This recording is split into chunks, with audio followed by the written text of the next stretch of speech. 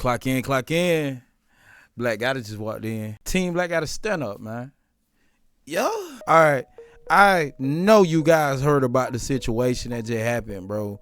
When this girl flew out of state to catch her ex-boyfriend's new girlfriend lacking.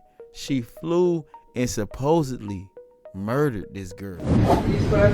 Over 2 hours of testifying in her own defense, Sakina Thompson told jurors she was jealous of the relationship her boyfriend had with the victim, Kayla Hodgson. A little, I guess you could say, jealous and insecure. Thompson admitted to flying from New York to Tamarack in July of 2022, in part to confront Hodgson about the relationship, hoping to convince the other woman to stop. This video shows Thompson showing up unexpectedly at Hodgson's Tamarack apartment at 4 o'clock in the morning. When Hodgson let her in, Thompson says a conversation about their love triangle quickly turned sour. Thompson says Hodgson hit her over the head with a hookah. She just starts grabbing my hair and punching me, and I'm on the floor. I'm kicking. I'm trying to get up to fight back at this point because now it's a fight.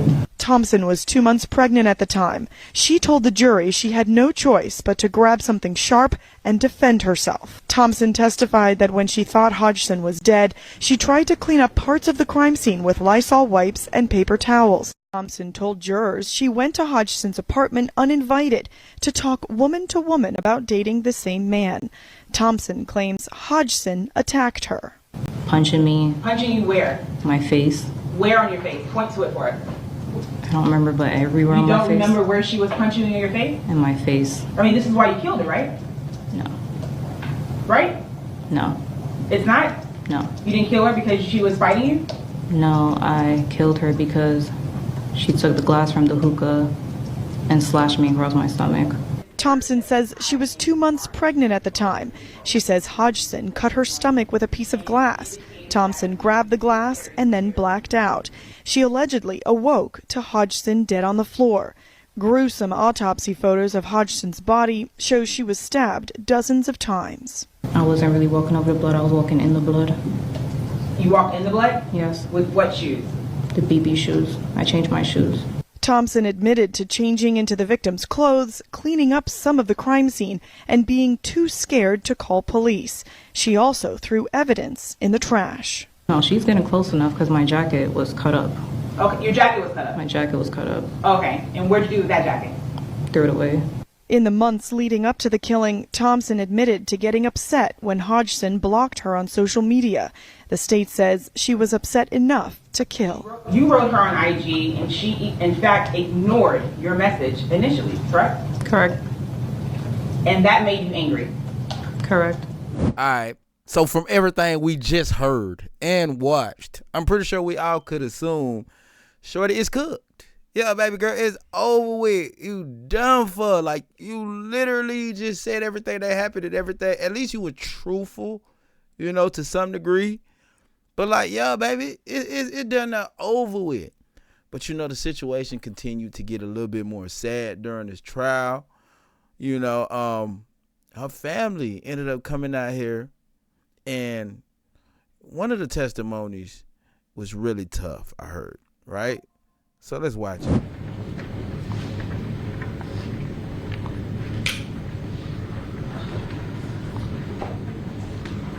Can you please state your name for me? Yeah, the microphone just you'll be yelling in the court quarters here. My name is Melanie. And your relationship, please? I am Kayla's cousin. Thank you. Hello everyone, I want to start off by paying respects to the judge and the court for all of their individual efforts that have been exercised to bring justice to myself and my family due to one of the most heinous, jealous, hate crimes one can't even hear of, much less live through. I thank Tanya and Liz and her team for their hard work, studying, dominating, and fighting for this case for 3 very long years. The jury who took their time to pay attention to key details for 4 weeks without anything in return. The various victim advocates provided by Sadiqa and her team as well, holding my aunts and I in hand with the most horrific of details shared throughout this trial.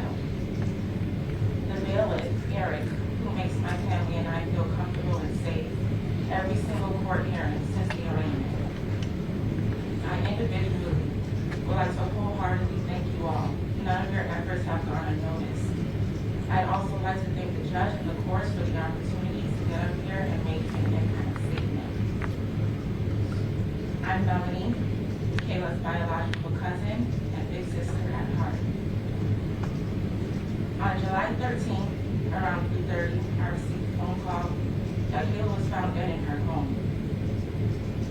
The very first question I asked God in the midst of all my tears laying on the floor was, who would do this to Kayla? You see, Kayla was the type of person that you didn't get to meet twice in life. She had a spirit that shined so bright, every single room she walked into would light up like Times Square on New Year's Eve. She was a people person, easy to have a conversation with a stranger and leave you with the feeling that you've known her all your life. She was caring, the type to give you the shirt off her back if you were in need. She was family oriented, the one to always make the time to spend with family, no matter what responsibility she had to attend to. Family always came first. She was loyal, the type to have your back and best interest in a room of people talking bad about you that you weren't present to witness. She was humble, the type to compliment the loner, awkward girl in the corner of the room and make her feel like she was the most prettiest main attraction there. All of these great qualities in a person, I almost wrecked my brain out asking myself, who would want to destroy such a light? Only to discover this jealous, insecure individual had the audacity to ruin my entire life. Who gave you the right to come into her home and do this to her? What makes you think you can violate someone's right of human life and take it away and just live a normal life after, as if nothing has happened? Or how about the audacity of you to come up on this stand and waste taxpayer dollars and tell them a crock of garbage to everyone in the courtroom about your blackout reasoning? You sat here and you stared at me and my family, my aunt, in our eyes, taunting us for 3 long years, showing absolutely not one drop of remorse for what you've done. In fact, your stare showed an expression of, so what? Yeah, I did it, and I do it again. 37 times you displayed that you deserve a life sentence over and over again. Stalking Kayla's Instagram for months, searching Terry's phone for any possible evidence displaying their interaction, prank calling her phone for weeks pretending to be someone else. Tell me what you thought every time you searched one Princess K on Instagram. You've seen a beautiful girl with a banging body, vibrant personality, the complete, total opposite from what you see when you stand in front of the mirror. That killed you so much. Nah, I know she ain't just diss in the middle of the court. That's crazy word. But let's continue. You wanted to damage her face. That's why you did what you did. But know this, if Kayla was alive, even with those scars on her face, she would have still been the most beautiful girl in the room. She would be more gorgeous than you could ever be. Your mind is so warped because the only person who benefited in this whole situation was Terry. He finally got to get rid of you. He can now enjoy his life without having to ever worry about you stalking another female interest he may have or toxically attacking him again. I now beg the judge to grant my family and other potential families that this thing has admitted to also stalking the peace we deserve and throw you in jail for the rest of your worthless life without the possibility of any parole. You bullied my sister, my little sister, behind my back. If I knew the full truth about you beforehand, this would have went another way. There isn't a fight Kayla has ever fought without me, but you caught Kayla alone, where she is far from alone. She has a village behind her that you see every single time in these court hearings. Big or small, her village shows up, showing how loved and cherished and missed and beautiful inside and out she truly is. This is something you have never and will never experience. Where's your village? No one ever seems to come to support you, but you knew this already. It all plays into your delusional desire to be jealous of Kayla. There's much more I'd like to say, but due to court rules, I will refrain. So I will say in closing, you could never dim Kayla's light. Even in death, she shines brighter than you ever possibly could shine in this life. And I look forward to hearing your life sentence ruling and much more that life has in store for an evil being such as you. Damn. Boy, damn. Y'all, did she just really go in on Shorty like that? Like, Shorty, oh my goodness. She just completely went crazy on you. And it's wild. This situation is far beyond I could ever imagine. Like, fam, you taking flights to go catch your ex? Like, jealousy had to been ridiculous for you to do that. From the looks of it, the girl that she so happened to murder, bro, she was extremely attractive. And, you know, these are certain things you got to think about, man, in life when you dating and stuff like that, bro. You got to keep in mind who you deal with. That's why I don't ever agree with people who just deal with people to use them. You know, like when you hear like, okay, oh, I'm just dealing with this person because they let me use their car, or, you know, like weird case scenarios, when in all reality, man, these people have feelings.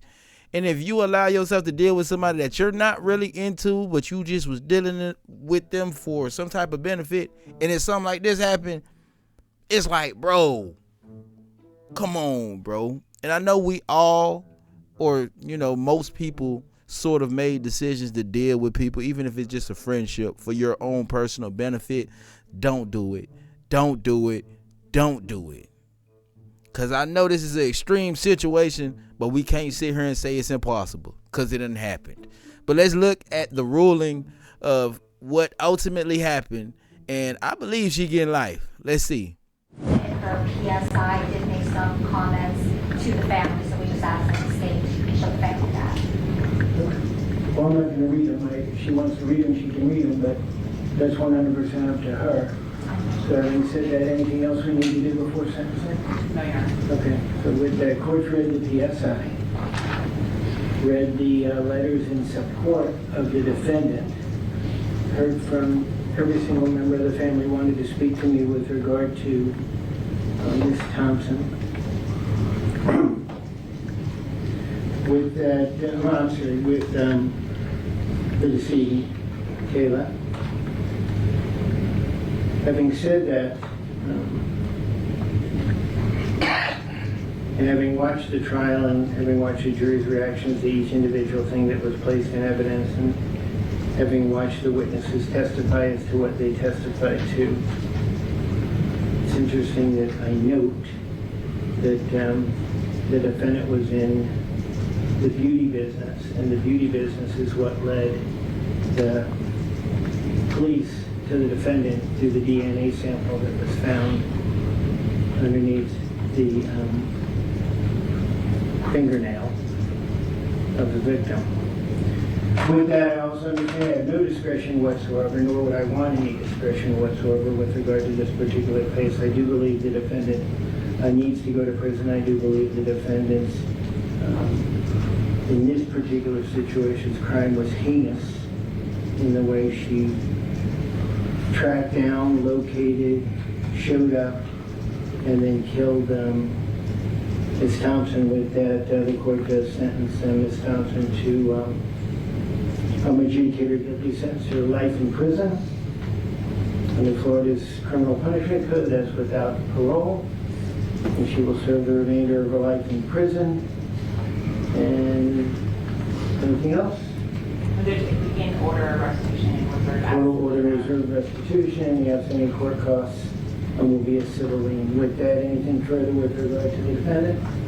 No, Your Honor. No, Your Honor. Okay. With that, Ms. Thompson, you have 30 days to appeal the sentence of court. If you cannot afford a lawyer will represent you, and I will make the pre-sentence investigation letters and the information that was presented to me a part of the court proceedings. Thank you very much. And our business is concluded for the day.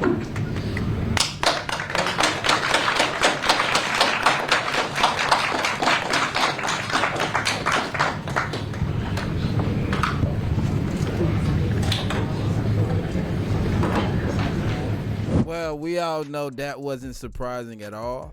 It actually wasn't even surprising to her when she got the life sentence. You know, the without parole part probably hit a little different because she'd assumed her honesty would get her out of some type of trouble. But when in all reality, fam, you done went the extra mile to do what you did. I could commend her truthfulness, you know. But damn, this is tough, bro. These people family got a real deal miss her because you were jealous. It's crazy work, man. But you gotta let me know how y'all feel about that in the comment section below. Your boy Big 8 will get with y'all on the next video.